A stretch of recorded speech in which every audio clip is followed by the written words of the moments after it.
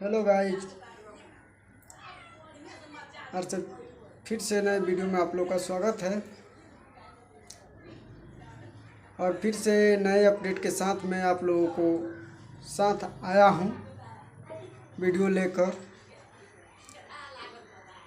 और जो खेसारी लाल यादव का ग्लोबल म्यूजिक के साथ जो विवाद चल रहा है वो अभी धीरे धीरे सुलझ रहा है। कुछ दिनों में सुलझ जाएगा मैटर, टेंशन नहीं लेने का है, क्योंकि गाना रुकने वाला नहीं है।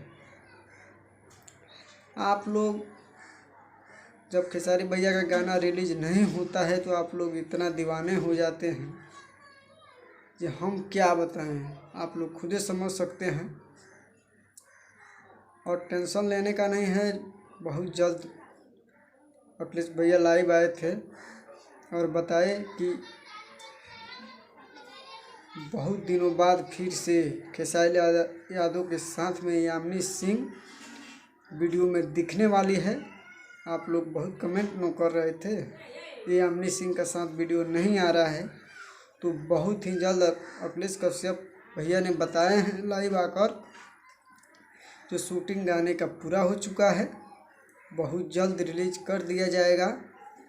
और यामिनी सिंह का साथ खेसारी लाल यादव का वीडियो बहुत जल्द आएगा, आप लोग को देखने को मिलेगा।